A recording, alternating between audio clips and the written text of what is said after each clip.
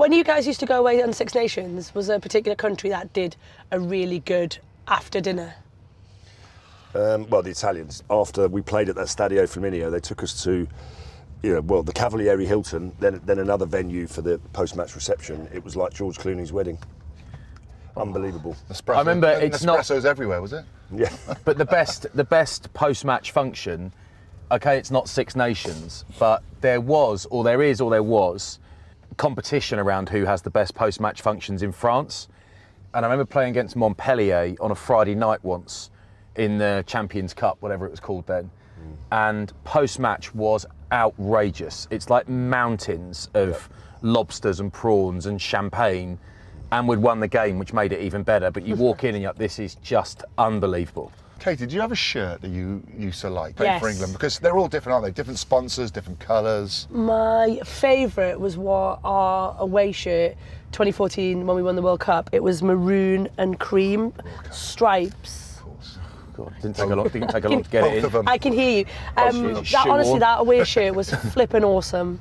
A lot of it depends what sponsor you got on as well. We generally has always been O2, I think. Yeah. Well, we had BT Cellnet in the old days, then it Yeah. became MMO2, then O2. Oh, lol, do you remember The circle collared We ones. had Scrumpy Jack for. when it was No. like BT Cellnet, and then I guess O2, Yeah. all the squad got mobile phones and they had their bills paid. You had a free phone, right? After I'd stopped playing, I basically hadn't been in the England squad for ages, right? And I've been out injured for ages, and I had a free mobile, and I never got a bill, so the bill just kept getting paid. Yeah. And then I remember my phone, the old Nokia brick, my phone started dying, and I thought, well, I'll just ring the team manager and see what I do about that. What an idiot. Yeah, bad. That And I was was like, the phone's broken, and they were like, you've got a phone? Yeah. You've still got one. Yeah, we're gonna have to start sending you bills. And I remember basically got a bill through the post, this is your last 3 years of phone bills. Yeah. And I was like, no, that's not fair. So I lost my free phone 3 years late. It's sad times. You guys got some good little perks, though. My favourite freebie, well, not a favourite, but one that sticks out, was a memory foam mattress. Again, a good one. A memory foam mattress, and it was like, right, you can have anyone you want, we'll send a mattress to your house. So I was like, oh, the biggest one. And it was like, but that's bigger than my bed. I'll buy a new bed then. To be fair, you used to go through beds, mine, didn't you? That's my diet though, boy. John had come into the medical room, blood pouring from his eye. He just said, look, just get the stitches in, get me back out there. Abdul came in and he said, Chez, I need you. It's what, Chez? And he hits Chez like that, and Chez like, oh, damn me in sternum. Sometimes it is just a voice. The Neil Warnock effect. Yeah, a little He's bit. the new Neil Warnock. Man. Yeah. England are an average team at the moment. They just didn't play. We both raced off to have stitches because I knew this was a great opportunity to score a try. I thought the back three were excellent. Ellis Me, what a debut. You feel like Scotland haven't quite turned up yet in this tournament. If you're going to have a fight with Darren Garforth, you've got to be prepared to die. 8 offloads, 3 assists and 2 tries. Not a bad day, is it? That I think you had at the end of your career for that.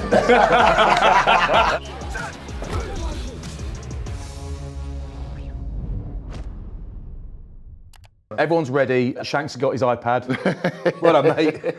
It's actually my son's iPad. You did a bit of right? news reading today, you mate? I'll put a few photos up there, like that. You got a handle on the back of it, Bad. Oh, yeah, I will do, though. Yeah. Next level, well. Rip your hands on him, look. Carbon footprint, mate. What you got, cards? But I'll eat these. Right, local delicacy. Lollipop, what's this? I baked this morning. Did you really? Homemade sausage rolls, yeah, with a bit of chilli and garlic They're chutney really good. and sausage meat. I actually woke up at 5:30 this morning to bake them. Honestly. Oh, yeah. Don't mind if I do.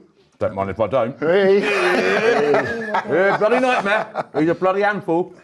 Have you guys been away together from the week? Why No. are you not eating I've had one. That is- I was a lady. We don't so I live did it together. We don't live beforehand. together. Oh, you don't? No, You no, did. no.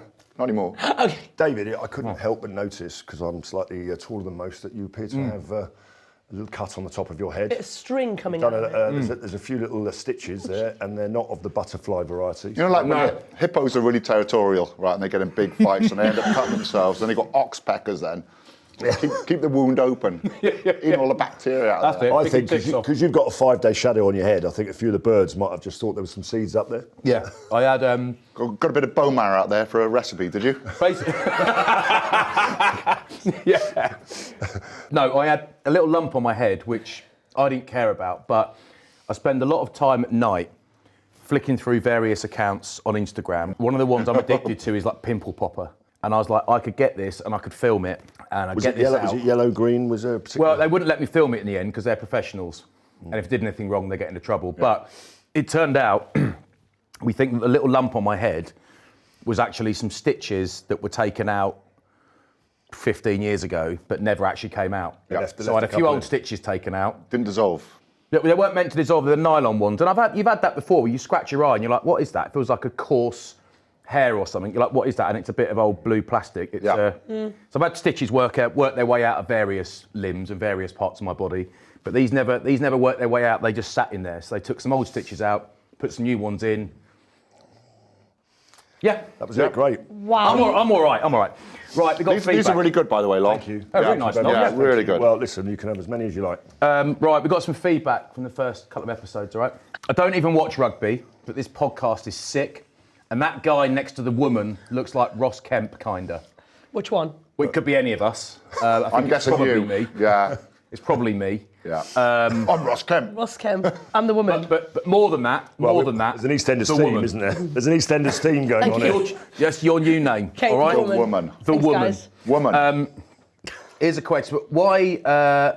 Yes, progressive pod, yeah? Yes, no. Sick, man, sick. Yeah. No, it's take it as a compliment, yeah, babes? Right. Right. All right, Grant, calm down. Why is This is the real Dave Flatman Yes, now. now Everything we're else is a in. facade. Yeah. Coming out. Showing your true Why colours is now, the mate. stick to football set better, including superior food? Oh, Out that's- of order. Whoa. Well, They hadn't seen that when they wrote this. no, Last fair. What I would say is that your birthday was recently, and I Yeah. saw Gary Neville's birthday, and they had hats. It was like his mum come in, everything like that. Oh, really? Yeah. So Oh, that's a shame. bigger budget. Not a rugby expert, this person says, but I assume you need to be bald to play it at a high level. The woman isn't actually played at a high You level. don't, but it helps. It does help. It's just convenient. Aerodynamic. Well, I think it just shows why you wouldn't want to take up a career in rugby. I think you get a lot more stitches when you're bald, though.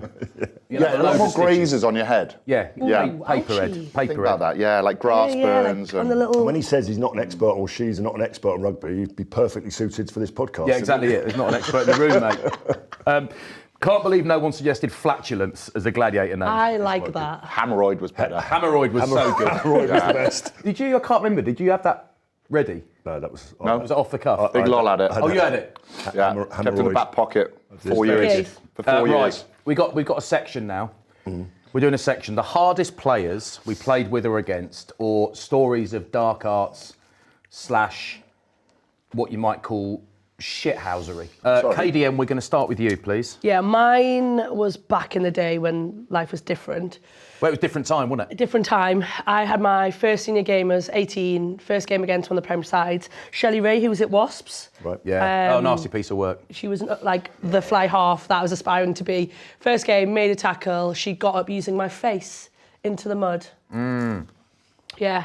And then we played Saris the following week. Amy Garner, who was a starting hooker, basically grabbed me by the collar and was like, "You're not ready to be in the Prem." I was like, oh my God.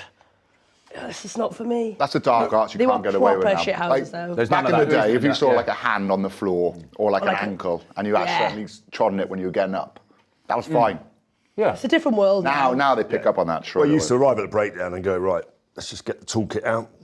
Shall I go with the fish hook around the neck? I go with a double knee drop to the kidneys. Is it true one of your team talks was before that you get yourselves down B&Q because you're going to need to get some tools for the weekend? I haven't heard the B&Q bit. I did say something similar to that, yeah. I said, yeah, we need to arrive barred up and steaming. Yeah. Bring your tools. Yeah. Bring your tools. It's going to be a street fight. Lol, we're talking about Neil back to the 97 Well, line, in terms of just pure shithousery, I think number sevens are unique in any game of rugby, and I always think they're odd. I think if you look back to the 97 Lions when we played South Africa, that drop goal that Jerry Guscott scored, I think the ball had gone wide and South Africa turned it over. Somehow, Backy got himself over to that breakdown and the ball ended up back on the side of the Lions. Keith Wood kicked the ball up the field, Jerry hit the drop goal. And he was also responsible for knocking the ball out of Peter Stringer's, the hand of back, when he knocked the ball out of Peter Stringer's hands to win them the Champions Cup final, wasn't it? Yeah. So, and he pushed the referee over and got a 6-month ban. And and he whacked Steve Lander. Steve Lander, yeah. I mean, everybody wanted to push Steve Lander over, but you can't do it. No. Backy did it. There was always a bit of shithousery, I thought, in the Lions, because the '97 one, they had Doddy Weir. Remember his knee was just kicked? Yeah. Hyperextended his knee. And then in '01, I think it was Nathan Gray with a forearm to Richard Hill and Duncan McRae on Ronan O'Gara. Oh, yeah. We played with Duncan McRae. Were you at Sarries when Duncan McRae was there? Yeah. Rugby league, he's from rugby league. So like any kick to touch, like there was no distance on it, but he always made it. It was like sideways. Yeah. I remember like when he flew into Ronan O'Gara and just battered him then, apart from it being awful and he needs to be done for that or whatever, I remember being gutted about that because his name in our circles for that would like be mud, and in terms of the fans would be mud forever. Yeah. And he was such a good bloke. But I was staying with him that night. Oh, were you? I love that guy. And he went and did that, and I was like, everyone's chinned someone, and you don't judge. It's just like, I know that everyone's going to hate him now. Yeah. And he's such a good bloke. So Darrow Marnie, Tony Rocks, Ben Johnson, I think. Yeah. And myself, we all went and followed the Lions. Did you? Yeah, around in 2001. And we were staying with Duncan McRae at that time. And he just said, like, his head just went completely. They were so psyched up because it was the Lions, because it was the Waratahs facing them. Like, the emotion was really, really high. They wanted to be physical. And he said he just lost it completely because it was horrendous. Yeah, it is. Absolutely You horrendous. do something out of order like that, people have got short memories in rugby, haven't they? So, Yeah. And you're always going to be at the bottom of a ruck or the bottom of a breakdown. We wouldn't condone foul play in any way, but the game was completely different. Yeah. I mean, my third game for Wasps was looking at the ball coming into the line-out. Dean Richards punched me straight, literally just punched me straight in the nose. And talking about hard men, Martin Johnson was probably, I think he was nails, mate. He was probably the hardest player I played with and against, apart from the fact that he was actually an exceptionally good rugby player, world class. People almost forget how good he was because he was so hard. If you remember that clip from Living with the Lions, when he came off the field because he had a zipper, his eye had opened up. And in those days, you were only allowed 10 minutes to stitch someone up, otherwise they weren't allowed back on again.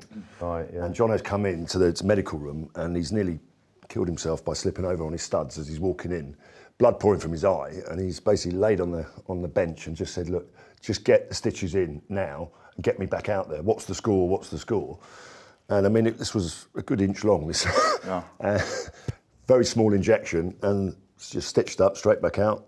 I remember I watched that, and he doesn't take enough anaesthetic, and he just says, just get it done. Like the Sheriff of Nottingham, Robin Hood, Prince of Wales. Probably why he's not going to win any beauty contest now. Yeah, unlikely at this point. But the gamesmanship we used to have with Wales, like we've all faced the hacker in some shape or form. We'd always have to do something to combat the hacker because New Zealand do the hacker. It wasn't going to be 80 minutes of rugby, was it? And we're not happy with that. So we've tried, like, we wore our tracksuit tops and then walked off to the side of the field after they did the hacker, just thinking that would really fuck them up. We'll get them. It didn't. So much so that they won by 60 that day. Exactly. Then we made New Zealand do the hacker in the changing room before a game because our theory in Wales was like we want to finish on our national anthem, and then the crowd are behind us. So we do the hacker before the anthems. New Zealand said no. We said yes. They said no. They ended up doing probably the most powerful hacker they've done in a changing room. Right. So. Yeah. 42-10. Half time. Especially 45-10. Like, the best one was. Was it 45? He missed the penalty. But the best one was Warren Gatland, Kiwi himself, comes in and explains like the hacker and like the challenge that is set. And he said, it's the top 2 inches up here. Because when they do the hacker, they wait for the opposition to turn. So it's the mind game factor with it. So 2008, Warren Gatland's our coach. And he said, look, all we're going to do is watch the hacker, respect it, we'll wait for them to turn. And that's it, so up here. So game day comes, we're out there, do the anthems, line up 40-metre line, in our playing shirts, ready to go. They do the hacker, Richard McCaw at the front, and they finish. And then we're looking at them, they're looking at us. And then after about 10 seconds, like the crowd realises what's going on, and it starts erupting. Which is a long time, actually. It is a long time. Really long time. Top 2 inches. Yeah. And Jonathan Captain, the referee, then starts panicking. As you would. Yeah, because he's got director's in his ear saying, we've got to start the game. And like another 10 seconds goes by, and then you start to think, oh my God, what's going to happen here? And James Hook's next to me, and I'm going, Hooky, what do we do? And all we can just hear down the line is, just keep staring, boys. Just keep staring. So after it must have been about 60 seconds, Rich McCaw turns his team around. They get into position, 1-0 to us. So that's when it should have ended. Did you not win that one? Funny enough, no. We won the haka though. When you think about the hardest players you played against, I always think often the real hard men are the smaller guys that play against the massive units. It just so happens that last Friday night I was at a bar with Phil Vickery, Martin Corrie, Darren Garforth, and a few old Leicester boys. Vic's an old Gloucester boy and Wasp boy, and Jono was there, and we're at this nice thing, and the people gently sort of move away. And Martin Corrie and I started talking about Darren Garforth, and he said, the thing is, if you're going to have a fight with Darren Garforth, you've got to be prepared to die. Because he is, and he ain't worried about it. The thing is, he might be the best bloke of all off the field. He's so nice, he's so warm, he loves his gardening, that's his priority, is his garden, family and gardening, a lovely bloke. That's like Peter O'Mahony, is he? Yeah, but Peter O'Mahony with, bit he's of also a scaffolder. He's also a scaffolder, so there's a screw loose, we all know that. So it's like second only to roofers, but it's like, I remember some times against him where, your first kick-off of the game against Leicester and you lift someone in the air, and I know that I'm facing away from the opposition, I'm lifting Danny Grucock or whoever it was up in the air to receive a kick-off, and all I know is that my whole back is visible to whoever's coming towards me, and one of those people is Daz Garforth, and you know what's coming, and it arrives, and it is excruciating. And if you make a noise, he's won. And every time you're on the floor, it's not like, if someone treads on your hand getting up, it's like every time there is an opportunity for a confrontation, it's not shouting and bawling. He's not, he's not promoting himself before a boxing match. It's, I want to confront you now, and if you want to go, we'll go. Yeah. And if you don't go, then I've done a job on you psychologically. And there were games where, the bind at the scrum is all important now, and you got to bind in the right place. Well, then it was a little bit more fluid. So if I'm playing against someone and I'm, doing all right, they might try and change their bind, and once or twice, Darren, I'm sure it was unintentional. He's like me, he's got short arms like a crocodile. He might have tried to bind on my Tiny shirt. hands as well. Yeah, he might have tried to Trotters. bind on my shirt, and he accidentally missed and just bound on the inside of my mouth a few times. And, where you pull the face, the head and body will follow. That explains it there. Yeah, that became pretty uncomfortable. There was bleeding gums and all that. Do you remember we played Agen in a pre-season friendly for Saracens, yeah. and Abdel Benazi had come over to Saracens, and he was the captain. He was a massive legend. We played him, and I reckon it's the only resemblance to that game would have been like the Lions tour to South Africa, whenever it was 74, and the 99 call there, because it just kicked off, didn't it? And everyone was fighting, bar Abdel Benazi, because no one at Agen would touch him, because he was an Agen legend. Statue of him, mine in Agen. It was huge. There was just fights going off everywhere. Apart from him, no one would ever go near him. There was the fight goes off, and Abdel came in, and he it was hilarious because he was like captain of Saracens, and we were there. Played for France like 78 times. Couldn't speak a word of English. Then you see him on telly. We play on a Saturday. On a Sunday, he's like a pundit for a game on Sky Sports. And he's like, they win this one, they're top of the table, and things are going well. You're like, hang on a minute, he can speak English on telly. He's gone like this. You tackle, you run. He said, Flatman, I need you today, I need you. We're like, yeah, cool. And then we had, remember, Chris Chesney, we had a legend, second row, back row, legend for Sarries. What we do? And he said, Chesa, I need you. It's what, Chesa? And we're in the huddle before we're about to go out. I need you, and he hits Ches like that, and Ches Ches is massive, massive unit, 6'7" unit. Abdul hit him, and Ches, you done me. I won't say exactly what he said. You done me, in sternum. He's honestly face on the floor like this, you done me. How good was Benazi? But Benazi came, there's a big fight going off in this Agen game, and it's real bad, it was really bad. And not fun to be in, because you're just getting clocked from everywhere and whatever. And in that game, I remember I landed an amazing shot on somebody. I don't think they knew I'd landed it. Oh, mate, but I did break my hand and had to go off, and I was thrilled because I was like, gets me out, mate. It was awful in there. But Abdul came into the fight, and as soon as he came in, he says, all the Agen lads, they were like They were like rabid dogs. They stopped fighting as soon as he arrived. As soon as he was there, everyone's like, whoa, whoa, whoa. It was unbelievable. Like Gandalf the Grey, wasn't Yeah, it? yeah. Lord of the Rings. Amazing. My favourite piece of shithousery, I was thinking this the other night, I was in a hotel in Rome at the weekend and my aircon wouldn't work. And it's bloody sweltering in my room. You remember Dave Barnes, the loose head from Bath? He used to go round and he'd just go round, whenever he's in your hotel room on tour, anywhere, he'd just turn your heating up. He'd walk in and turn everyone's heating up. And we didn't know for years. And it's such, when you've got a load of big blokes who are too hot all the time, it's such a great piece of shithousery. That's good, that's clever. We had an Aussie coach called Mark Bakewell, and he came to breakfast once. He said, mate, your aircon working? It's fucking boiling in my room. But I'm just like, yeah. So it's just like, that was when we found out. Really 10 years good. later, he's been turning everyone's heating up for years.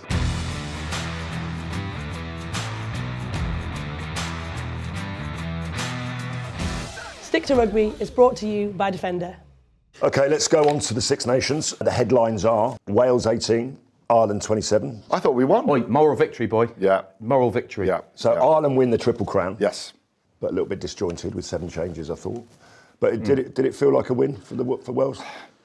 I don't know if it felt like a win, but it certainly felt positive. And there was just a change of... Finally, he's upbeat. There was just Very smiling this morning. excitement. There was excitement around the stadium. I thought we were a lot clever in the way we attacked. We limited Ireland to 2 tries. You know, Ireland are one of the best teams in the world, if not the best team. I just think Wales looked like they fired a lot more shots. I think they were clever in the way they attacked with Max Llewellyn, not just tight to the line or not just close. They attacked out wide as well. They ran a lot of shoulders, which meant they got their hips through. They offloaded a lot more.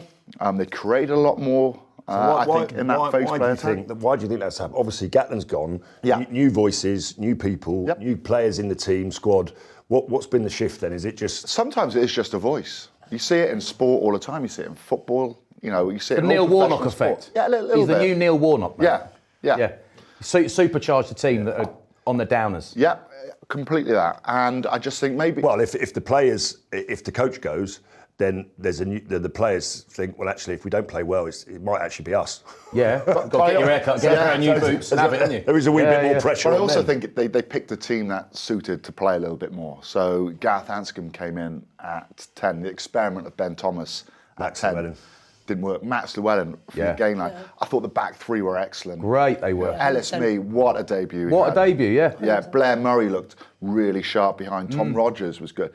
And I just think maybe it's a change of voice, maybe it's a change of mentality, a bit of change of coaching in the week as well, swapping things up, and just a fresh approach. He doesn't want the job, though. He said that in an interview. He doesn't want the job. He wants his immediate future is Do you know, I think at that's Cardiff. nice, though, for him and the boys, though. Again, it gives you that lift. There's no pressure, because he'd be shit. Yeah, You're but- in no worse. That's Or Will do you Griff reckon John. he's getting his money up? Will Griff Well, John. maybe, yeah. I don't want it, lads. I don't want Well- it. 800 bags, I'll do it. Well, actually, I've done a really good job. Now I want it. Like, Well, listen, Wales have advertised for a DOR job, so someone who's going to be I think sort that of needs to come in responsible first. for the Yeah. structure and the strategy of every Welsh pathway from, sevens, women's, everything.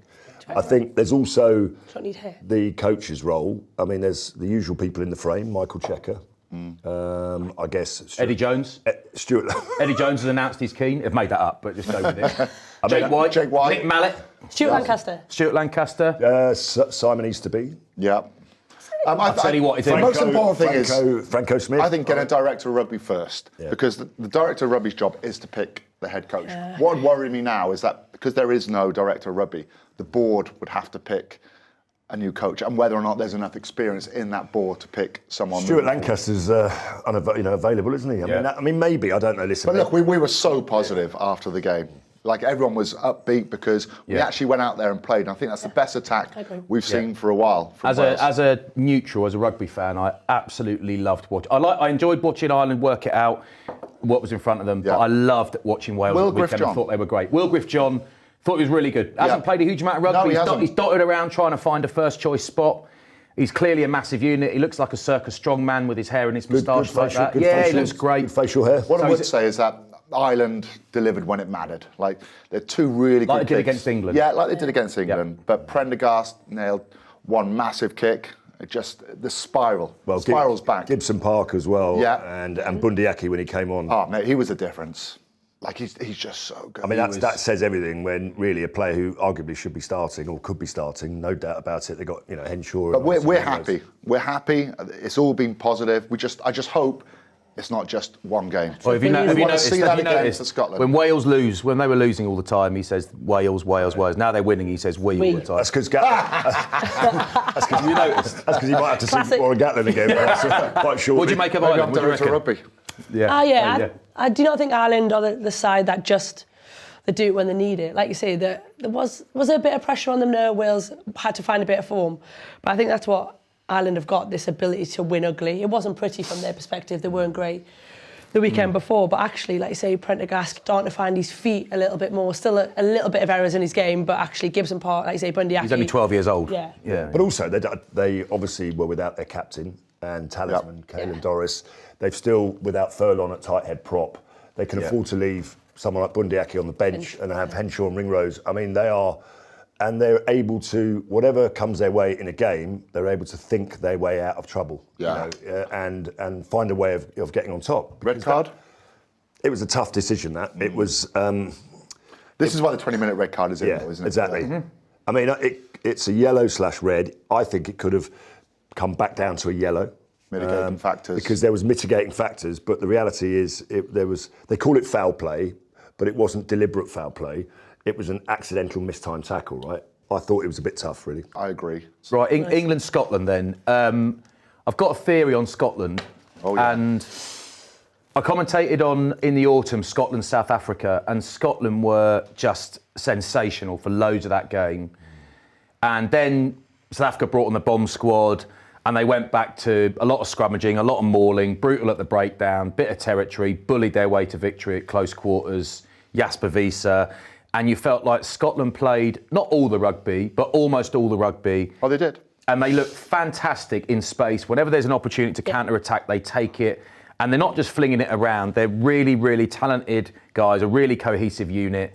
Brilliant backline especially, loads of talented players, but didn't ultimately have the punch to convert beautiful rugby and entries into the 22 into points. And it felt a bit like that. I know they scored 3 tries, but it felt a bit like that at the weekend. If they had 2 or 3, basically, I don't want to just make it so simple as massive units. If they had 2 or 3 more really heavyweight ball carriers, they would have done a job on England at the weekend. But they didn't have it, and they had one of the best fly halves in the world, probably the best in the Northern Hemisphere. I think he is the best in the Northern Hemisphere. Missed 3 kicks. It's all 3 kicks. Very unlikely to happen again. Yeah. But they played some sensational stuff, but didn't have the grunt to convert it. Find the final kick. Have you seen the final kick? He moves him, doesn't he? Yeah. But also, why is Van der Merwe not running in? Like, surely you've got with like. But also, if you look at, I mean, that's they're true. mad. But they scored on the 5-metre line. What happened? Basically, they scored on the 5-metre line, just outside, and Finn Russell lines it up completely on the line that Duan Van der Merwe scores. Then the referee moves him like an extra 2 metres. It's a good couple of metres, isn't it? Yeah. Makes it a harder kick. Yeah. Makes it a harder kick. Is Shanks suggesting match fixing here? Is that what? No. Sorry, are we on camera? No. I'll tell you what I did enjoy was what I'm suggesting is the TMO's there for a reason. I agree. I mean, Van der Merwe explained in beautiful Scottish after the game why he didn't go under the sticks. But when you look at England, this is the first time that they've won the Calcutta Cup for a long time. So as a result, good result. Yeah, okay? 5 years. It was an ugly win. We were a little bit lucky in the end because if Finn Russell kicks that kick, we lose a game, right? We were a little bit lucky against France because they dropped the ball so many times. But Freeman's try as well. In the previous games, we've had a couple of decisions refereeing-wise that went against us. This time they went for us. England are, in my opinion, not good to watch at the minute in terms of entertainment. All right, we are a team that I think 15 of the last 17 games have been a one-score game, right? So we're close in games, and at the moment we seem like a team that get to 60 minutes, still want to be in the game.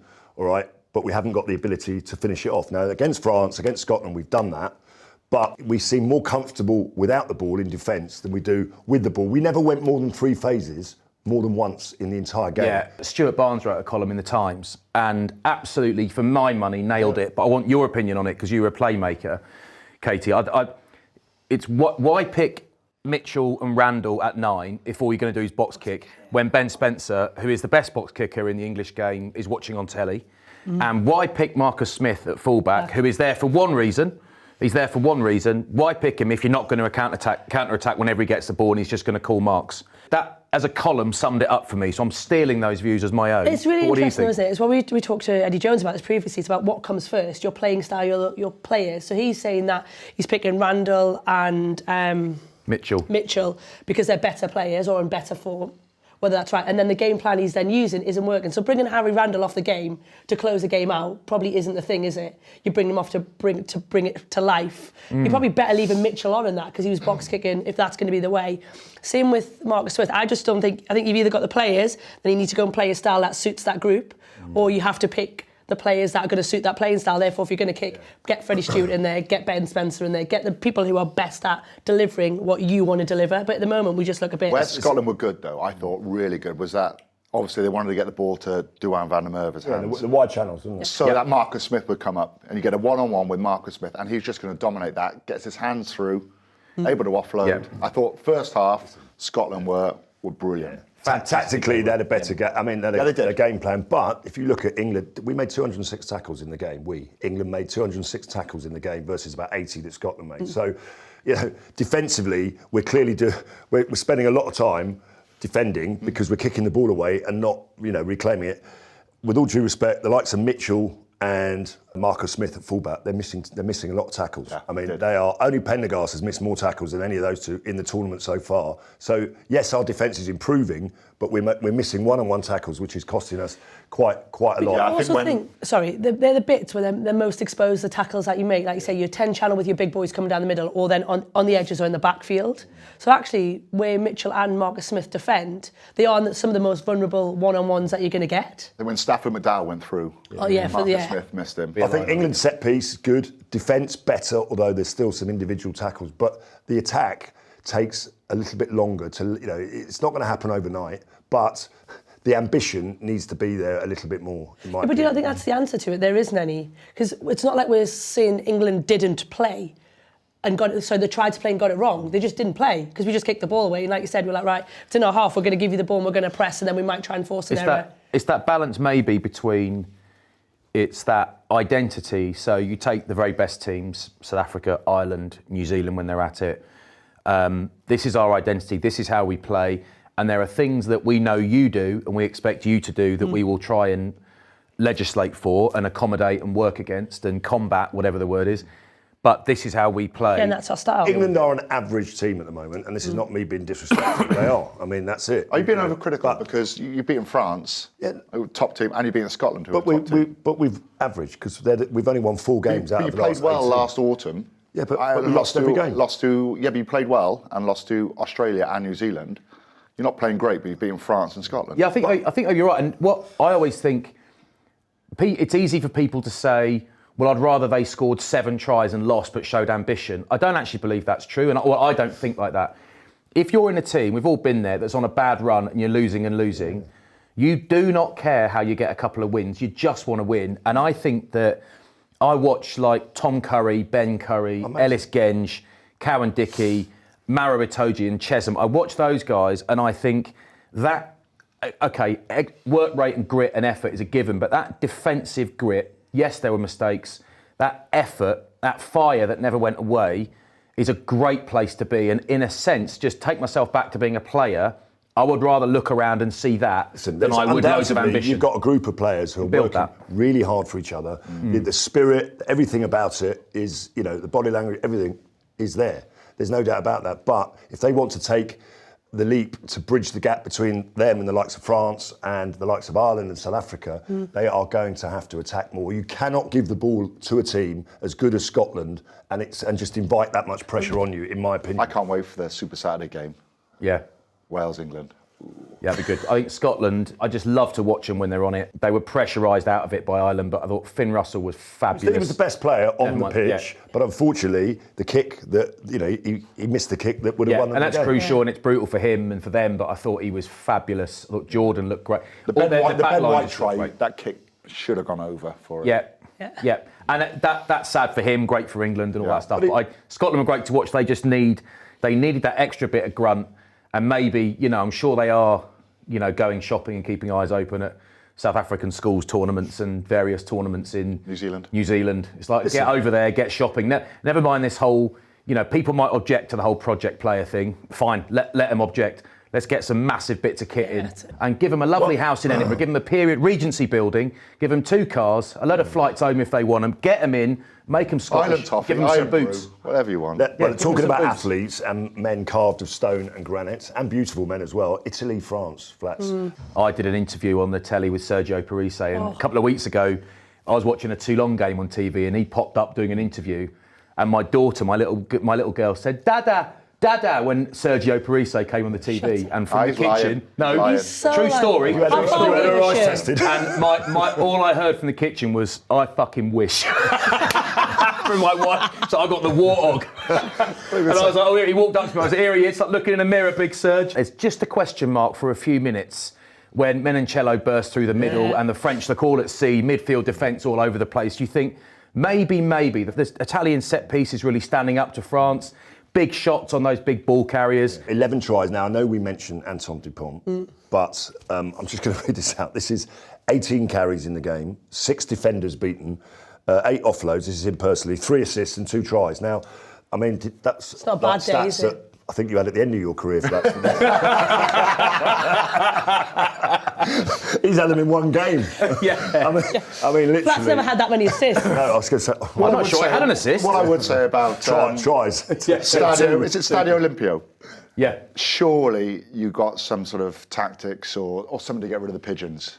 Annoying me through the whole game. The groundsman, whenever the play moved upfield and there'd been a scrum, they would just walk on with their pitchforks.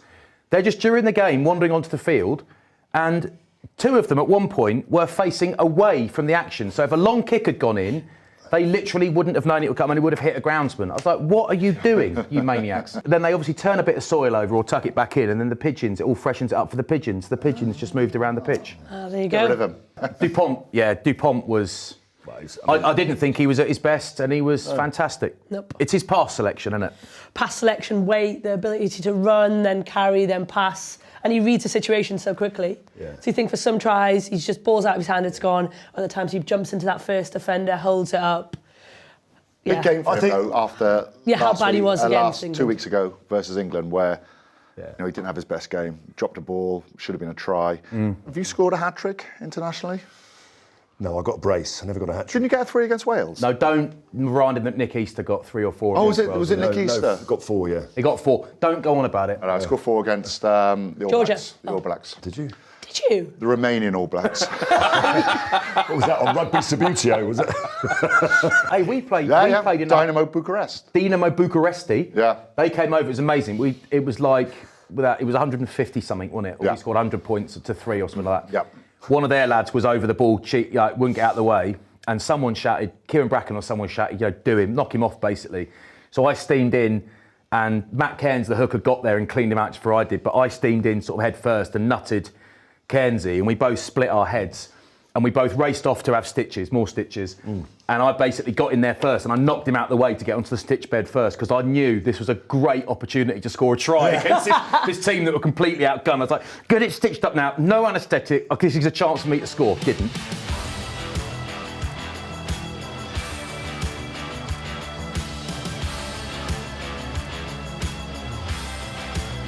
Stick to Rugby is brought to you by Defender. Right, moving forward to round 4 of the Six Nations. Let's go straight to it. Ireland-France is going to be large. And I said a few weeks ago, I think Ireland are going to win the Grand Slam, and I stand by that. I don't think France...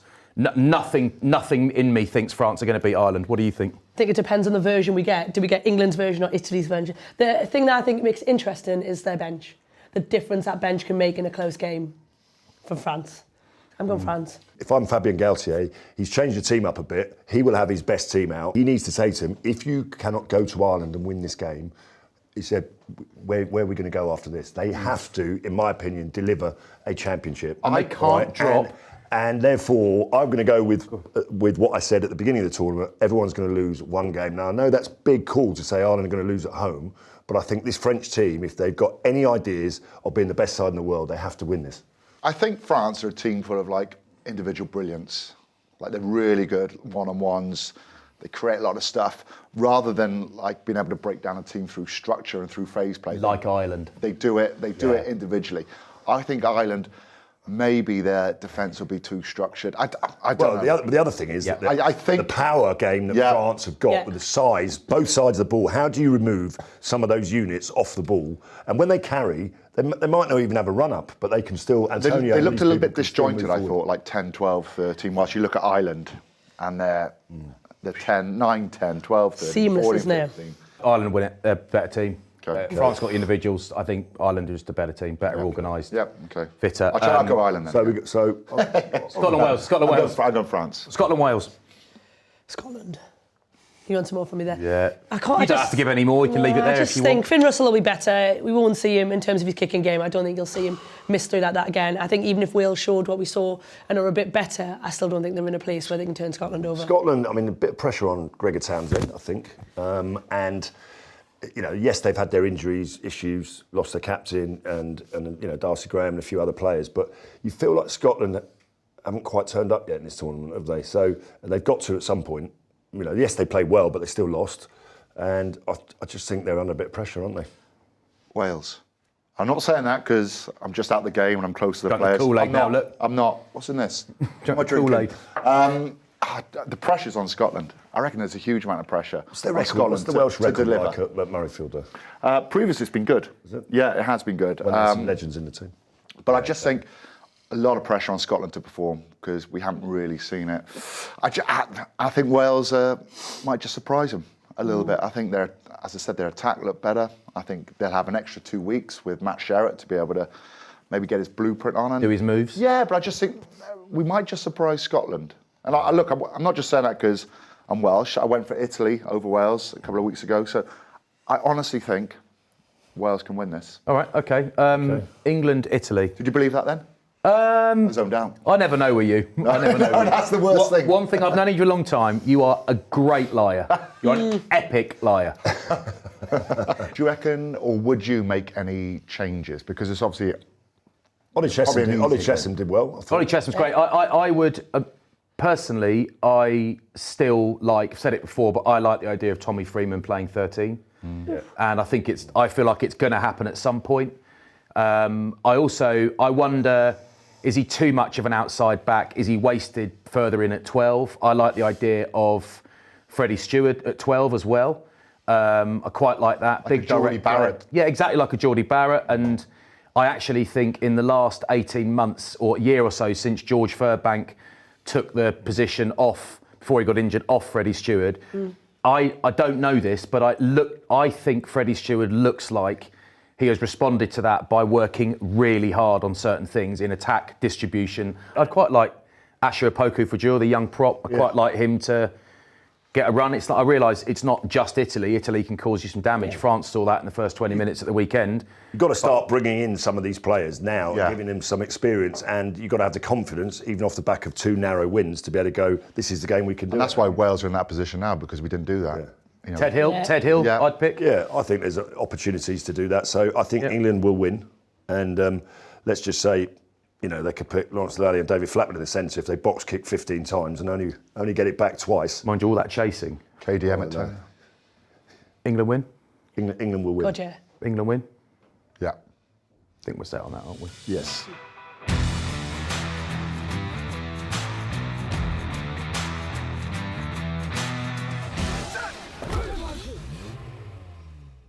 So Lions team, British and Irish Lions team, can't call it a Lions team, British and Irish Lions team. Now let's just be very clear about the ground rules here. We're picking our number 1 now. I'll do front row and 1 lock. Okay. All right, and I reckon I'll nick the lock that you want. But Go on. Dan Sheehan at hooker. Yeah. Can Can I just be clear? If we're picking this, is this because there's a Lions test match tomorrow? We're not just picking it because they were good last weekend. It's the Lions test tomorrow. Okay. Dan Sheehan at hooker and the English props, Genge and Stewart, picking them both. I think Genge and Will Stewart have both been really, really good. Will Stewart really enjoying it at the moment. That's my front row. Your second row, your Tide Burn, easy. Oh, he's unbelievable. Easy. He's unbelievable. With the second row, I'm going to pick Itoje, and I know everyone says, oh, well, you would do because you're English. But the reality is that his worst game tends to be about 7 out of 10, right? And I think there is a absolute world-class 10 out of 10 player there. We've seen it on occasions. Dublin 2019, Yokohama 2019.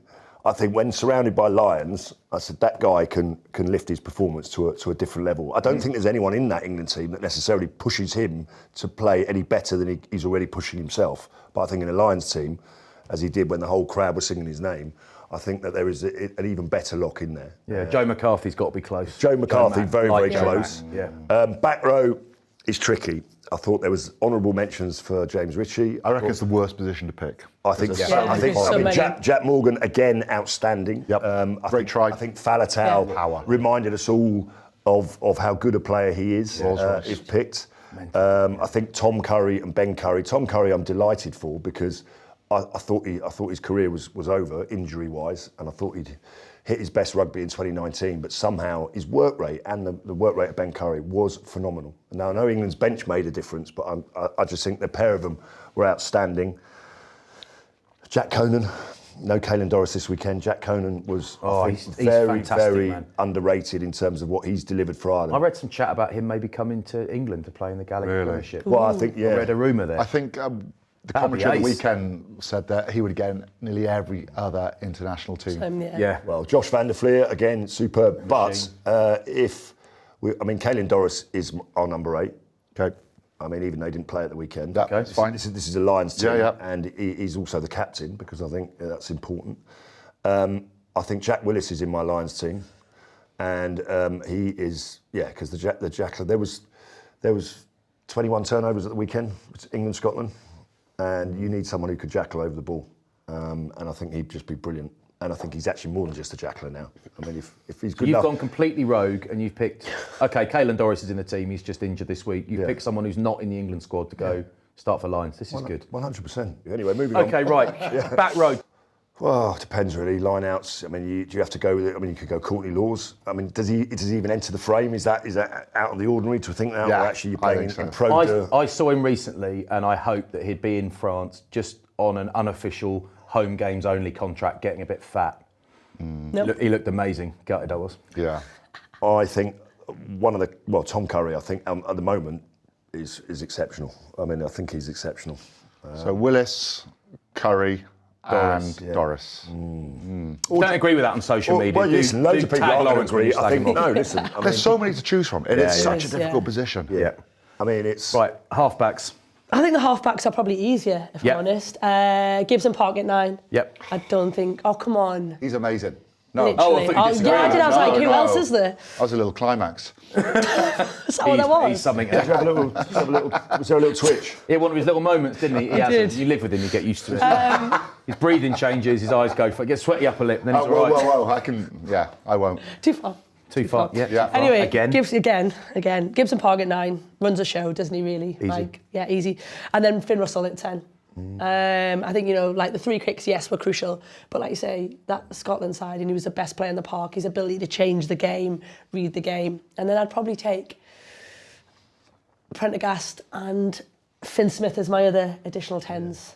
In that mix of, like you say, people going away, getting a bit of game time, who knows? Katie Daly-McLean doesn't take Marcus Smith on lines to... No, of course he may well do, but as a player... But yeah, he might go as a fullback.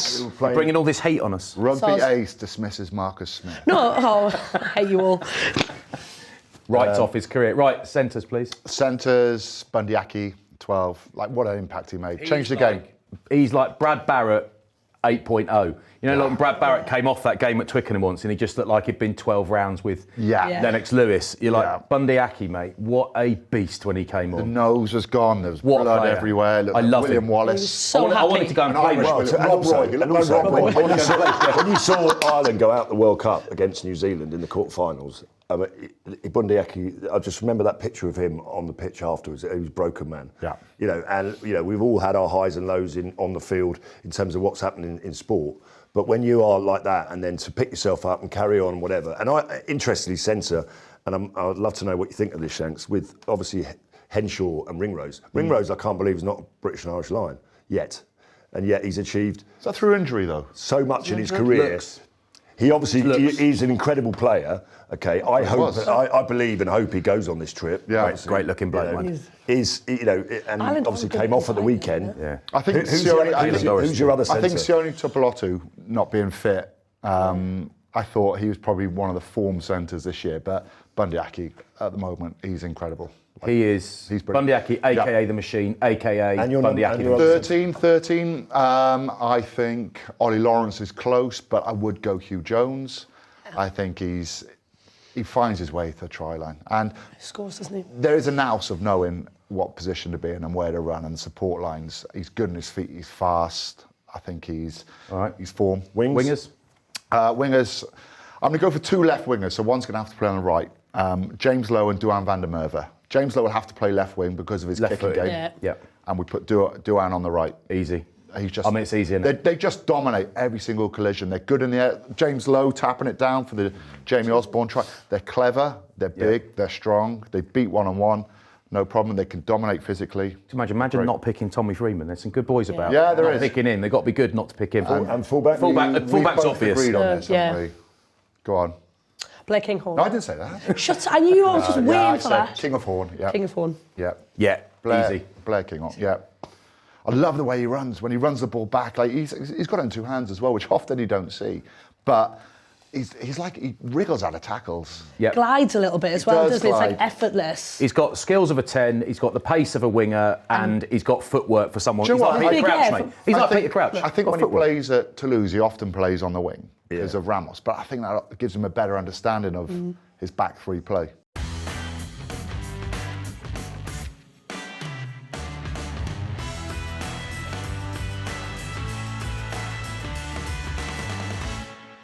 KDM, PWR. PWR. Okay, we're at semi-finals time. Let's talk about semi-final 1. Sarries against Quins. That game is like full of history of lots of rivalry, lots of what Poppy Cleal in there. Yeah. Bryony Cleal, like Massaris have kind of not fallen off the boil the last couple of years, but I mean they'd won it back to back in previous years of PWR history or before PWR. But I think with Quins, that London rivalry is huge. Quins were the informed team, went 10 games on the bounce undefeated, and then kind of the last couple of weeks had a lot of injuries. Alex Callender, Jade Conkle not playing. Just started to like lose a little bit of their way. Got absolutely pumped on Friday night by Gloucester. 52 points they conceded. So it's a big week for them. And it helps for Quins having the Player of the Year, the World Player of the Year, doesn't it? Ellie Not bad. Kildunn. And to be honest, she changed the game against Exeter. Exeter must-win game for Exeter.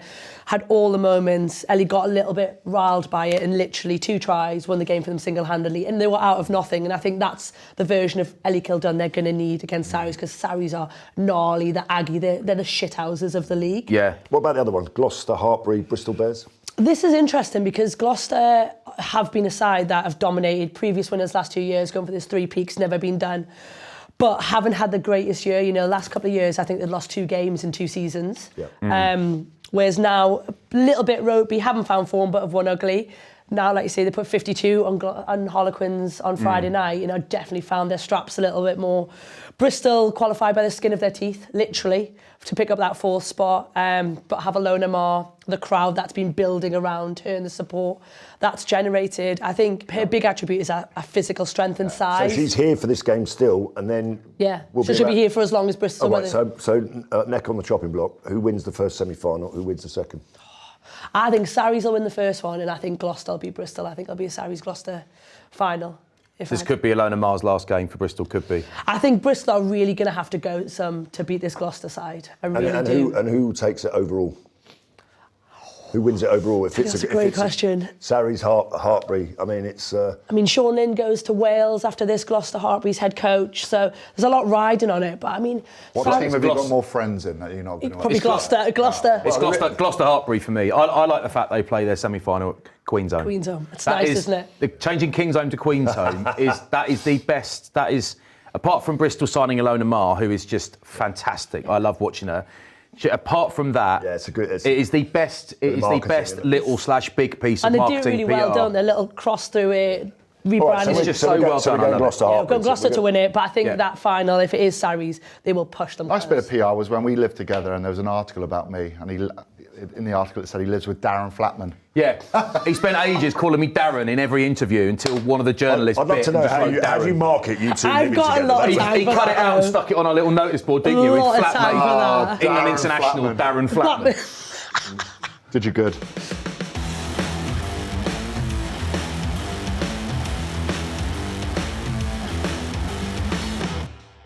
Right, Katie, it's your you've got some turn. questions. I'm ready. It's your turn Ready? to put Okay. flats. So these are community questions. The moment you wish you could have back.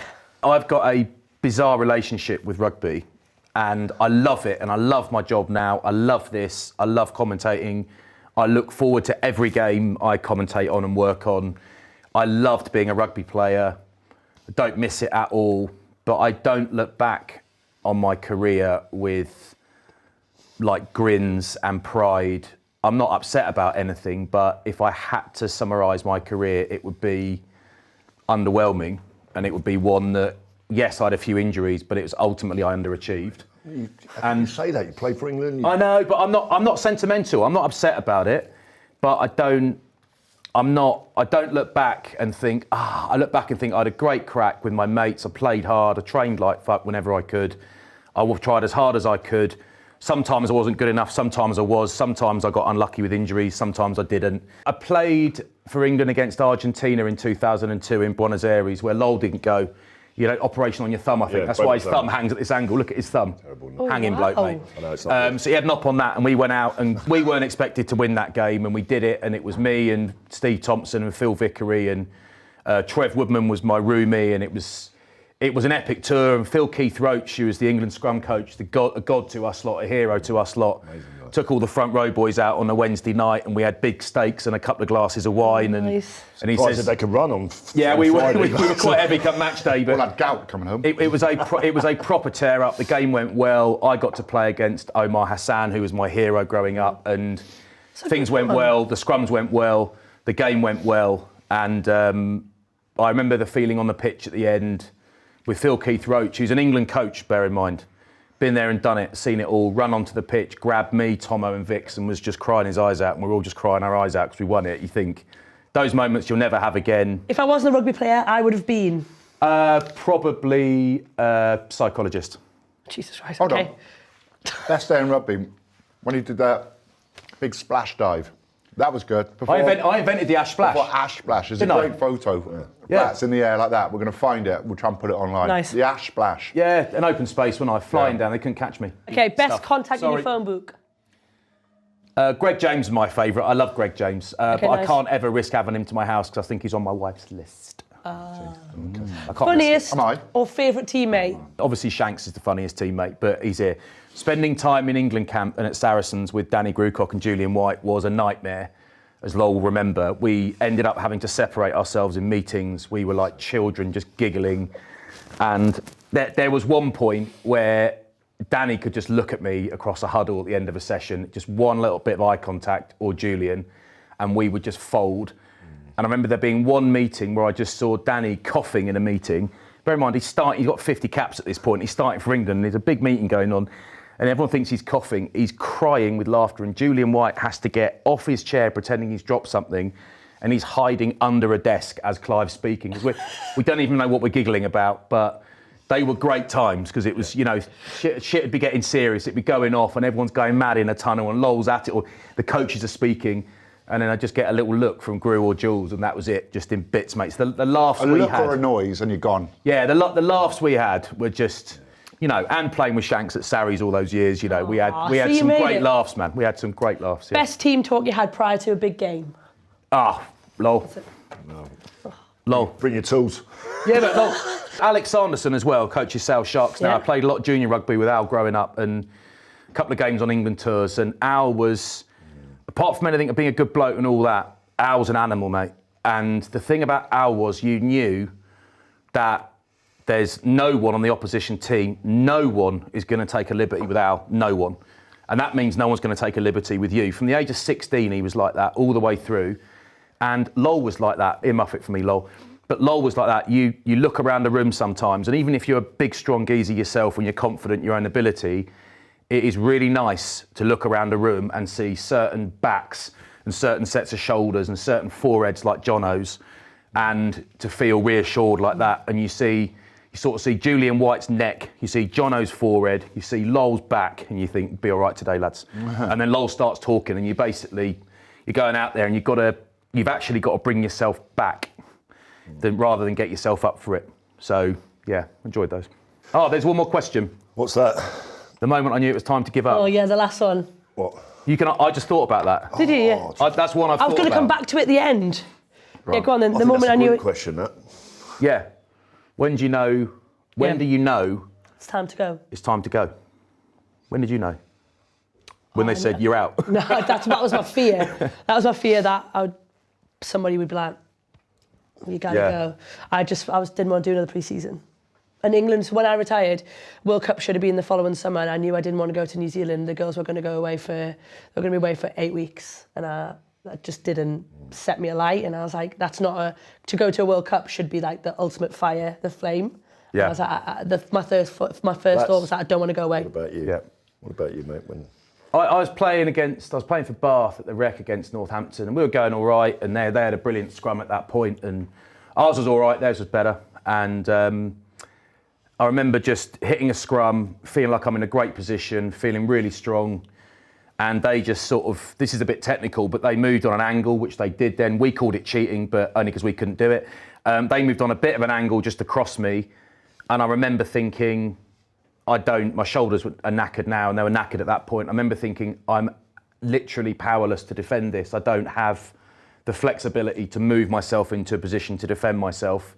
I now can't defend people doing this to me because of the injuries I've had and the surgery I've had. So I finished that game, and it was weird because we got done a few times in the scrum, which I hated, but I finished that game with this weird sense of relief because I'd been going out onto the field with shot shoulders for a couple of years, and if a ref noticed that I couldn't bind, getting pinged off the park, and if he didn't, I was going all right, so I wasn't cheating, I just couldn't do anything about it. And I remember thinking, well, that's made my decision for me, but I had 2 years left on my contract, and you think, what am I going to do here? And then I bust a nerve in my hand, and that sort of made the decision for me. But I remember thinking, it's over. We're only halfway through the season, but I'm only 32, but I'm done. I'm cooked. Body's finished. So it was a sense of relief, really. Disappointment, but relief. What about you? I had 4 operations on my knee. I had no cartilage left. And the surgeon said, look, you can't play anymore. Otherwise, you're going to have a knee replacement. So this decision was taken out of my hands. And I'm with you, mate. It was just relief. It was like, right, I don't have to put my body through this anymore. I don't have to ice it after every single session. I don't. You have know to it's take knackered, don't you? Anti-inflammatories, and when you come to the point where you actually can't do what you used to be able to do, so you can't step off your leg, you don't have the same amount of power, you can't train, and you can't put your body through the training regime, which was just it becomes so hard, and it actually destroys you mentally as well because you look back and think, I used to be able to do that, and I retired when I just turned 31, so but I'm just glad. Just so glad that that's over. It's funny, isn't it? You feel like it's such a great career, and we all loved it. But when it stops, I don't know. You might have been the same. We're both talking about, thank God. I remember ringing my parents and saying this had happened and I can't play anymore. And when I told them, my dad, in a roundabout way, said, thank God for that. Yep. Yeah. And they loved watching me, but they knew that going through the mincer every week with your body. What about you, Lowell? I think I retired at 35. A couple of things. I think when you are preparing for games and you're in so much pain, all right, that you have to keep putting yourself out of training because you need to be fit for Saturday. But the trainings was so hard, certainly at my age, that I was having to do that. And I'm not someone who likes to sit out of training at all, ever. So, and when I first started playing, there was obviously no substitutions. You only got on the field if someone was dead, basically, and when the board started to come up on 50 minutes during the whole of that season, and I was being hauled off the pitch, I realised that my impact on the team was more relevant in the build-up to the game than the actual game itself. And when I retired for England, I felt like a light went out for me, and I only played for another 6 months. But fortunately, my last game was the Premiership final. That's right. We were bottom of the table after the World Cup in 2007, and we managed to go on a run. And I managed to bow out at the right time, I think, because had we lost that final, I probably would have signed on for another year. Yeah, I was done, and I can retire a happy man after that. Probably the most serious we've ever been on this. I know. Quite Serious end to it, but lol, on a serious note, Yeah. those sausage rolls, Banging. absolutely Banging, divine. they're really good. I've had 4. I noticed. I don't know where you put Right, it. chopper. Well, we had a bit of time when Flats was doing his community questions, so I just went for it.